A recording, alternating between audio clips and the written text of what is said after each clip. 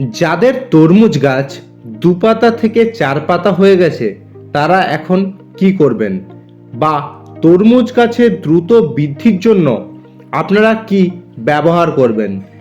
যদি তরমুজ গাছে তাড়াতাড়ি ফলন করিয়ে যদি মার্কেটটা ধরা যায় তাহলে অনেকটাই বেশি লাভের সম্মুখীন হতে পারেন আপনারা। কিভাবে এখন পরিচর্যা করবেন যাতে তাড়াতাড়ি গাছের বৃদ্ধি হয় এবং গাছে দ্রুত ফুল এবং ফল আসে? বন্ধুরা, এগ্রিটিউবার চ্যানেলে আপনাকে আমি স্বাগত জানাই।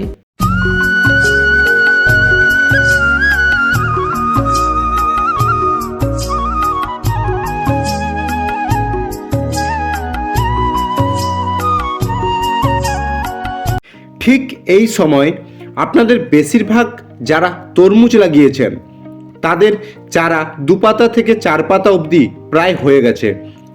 ঠিক এই সময় তরমুজ গাছে বিশেষ কিছু যত্ন নিতে হয়। যদি ঠিকঠাক যত্ন না নেওয়া হয় বন্ধুরা, তাহলে ঠিক এই সময় আপনাদের গাছে প্রচুর ক্ষতি হতে পারে। যেমন গাছ ছোট অবস্থাতে গাছ মারা যেতে পারে এবং তার পাশাপাশি গাছের বৃদ্ধি একেবারে বন্ধ হয়ে যাবে বন্ধুরা। একেই এখন প্রচণ্ড ঠান্ডা, তার উপরে হালকা হালকা বৃষ্টিপাত এবং পাশাপাশি প্রচুর কুয়াশা, গাছে অনেকটাই ক্ষতির সম্মুখীন হতে হচ্ছে বন্ধুরা। এই সব আবহাওয়া থাকার কারণে গাছের মধ্যে বিভিন্ন ধরনের রোগ পোকা এবং বিভিন্ন ফাঙ্গাস, তার পাশাপাশি ব্যাকটেরিয়া আক্রমণ করছে, যার ফলে এই তরমুজ গাছের ফলন এর পাশাপাশি তরমুজ গাছের বৃদ্ধি একেবারে থমে যাচ্ছে। বন্ধুরা, কি করবেন জেনে নিন এই ভিডিওর মাধ্যমে। প্রথমে আসি, গাছ যখন ছোট অবস্থায় থাকে তখন এই তরমুজ গাছে বিশেষ কিছু রোগ দেখা যায়, যেমন গোড়া পচা, তার পাশাপাশি গাছের পাতার উপরে সাদা সাদা হলুদের ছাপ।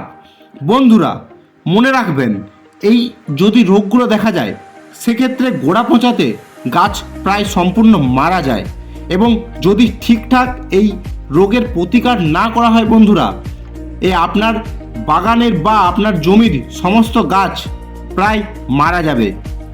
গাছের পাতায় সাদা সাদা পাউডারের মতো লেগে থাকা যে দাগগুলো, সেগুলো হচ্ছে পাউডারি মিলডিউ। এই তরমুজ গাছে পাউডারি মিলডিউ অনেকটাই ক্ষতি করে।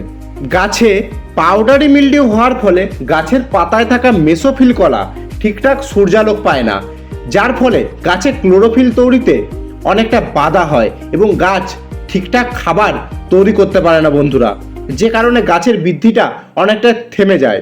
বন্ধুরা, প্রাথমিক অবস্থাতে আপনারা গাছে ম্যানকোজেব 75% যে পাউডার পাওয়া যায় সেটা আপনারা 2 গ্রাম প্রতি লিটার জলে গুলে, অর্থাৎ ট্যাঙ্কিতে 30 গ্রাম ভালোভাবে গুলে আপনারা স্প্রে করতে পারেন। দ্বিতীয় আপনারা যেটি স্প্রে করবেন সেটি হচ্ছে ম্যাটালক্সিল প্লাস ম্যানকোজেব। এই যে ফাঙ্গিসাইডটা, এই ফাঙ্গিসাইডটাও আপনারা 2.5 গ্রাম প্রতি লিটার জলে গুলে স্প্রে করবেন। বন্ধুরা, গাছের দ্রুত বৃদ্ধির জন্য আমরা নাইট্রোজেন সার অনেকটাই দিয়ে থাকি, কিন্তু এই সময় অতিরিক্ত ঠান্ডার জন্য গাছে ইউরিয়া সার ব্যবহার থেকে বিরত থাকুন। বন্ধুরা, এই ইউরিয়া সার ব্যবহার করার থেকে আপনারা গাছে ন্যানো ইউরিয়া আপনারা স্প্রে করতে পারেন।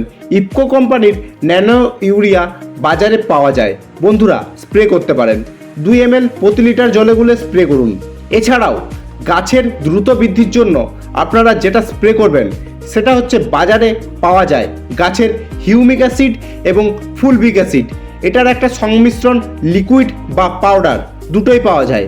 আপনারা যদি লিকুইড হয় সেক্ষেত্রে 3 ml প্রতি লিটার জলে গুলে স্প্রে করুন, বা যদি পাউডার হয় সেক্ষেত্রে 3 গ্রাম প্রতি লিটার জলে গুলে স্প্রে করুন। বন্ধুরা, এই দুটো কাজ করলে আপনার তরমুজ গাছের বৃদ্ধি খুব তাড়াতাড়ি হবে এবং গাছের লতার যে বৃদ্ধিটা সেটা অনেকটাই বাড়বে। এর পাশাপাশি তরমুজ গাছে আরও কিছু রোগ পোকা অ্যাটাক করে থাকে, যেমন এই ছোট্ট অবস্থাতে, অর্থাৎ গাছ যখন দুপাতা থেকে চার পাতার সময় থাকে ঠিক সে সময় গাছে রস চুষে খাওয়া অর্থাৎ শোষক পোকা অ্যাটাক করে। এর সাথে আপনারা দেখতে পারেন যে কুমড়ো গাছের এক ধরনের বিটেল পাওয়া যায়, সেই বিটেলটাও এই তরমুজ গাছে অ্যাটাক করে। বন্ধুরা, এই দুটো পোকা যদি আপনাদের জমিতে অ্যাটাক করে বা এর পাশাপাশি যে কোনো ধরনের যদি পোকা আপনাদের জমিতে অ্যাটাক করে থাকে, আপনারা যেটা স্প্রে করবেন সেটা হচ্ছে একতারা। এটা হচ্ছে থায়োমিথাক্সম গ্রুপের ওষুধ। আপনারা আপনাদের জমিতে একবার স্প্রে করুন। একবার স্প্রে করার পর 7 দিন পর আবার একবার স্প্রে করবেন।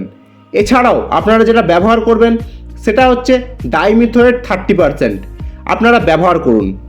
বন্ধুরা, এছাড়াও ল্যান্সার গোল্ড, যেটা ইমিডাক্লোপিডের সাথে অ্যাসিপেট 75%, আপনারা এটা আপনাদের জমিতে স্প্রে করতে পারেন। 2 গ্রাম প্রতি লিটার জলে গুলে স্প্রে করুন। বন্ধুরা, আমি কথা দিচ্ছি এগুলো স্প্রে করার পর প্রাথমিক অবস্থাতে আপনাদের গাছের বৃদ্ধিটাও বাড়বে এবং কোনো রোগ পোকা দ্বারা অ্যাটাক হবে না। তবে বন্ধুরা, মনে রাখবেন এই দুটো ইনসেকটিসাইড, ফাঙ্গিসাইড দুটোকে আলাদা আলাদাভাবে স্প্রে করুন। 7 দিন ছাড়া ছাড়া দুটোকে কোনো মতে মিক্স করে আপনারা স্প্রে করবেন না। যদি এখানে আপনারা মিক্স করে যদি স্প্রে করেন সেক্ষেত্রে কি হয়, অনেক সময় কীটনাশক তার কার্যকারিতা হারিয়ে ফেলে। বন্ধুরা, আপনাদের লস হতে পারে। বন্ধুরা, আরও আমি এই তরমুজ গাছ সম্বন্ধে আরও নিত্য নতুন ভিডিও আনবো এই চ্যানেলের মধ্যে। আপনারা যারা নতুন আছেন চ্যানেলটাকে অতি অবশ্যই চ্যানেলটাকে সাবস্ক্রাইব করুন এবং পাশে থাকুন।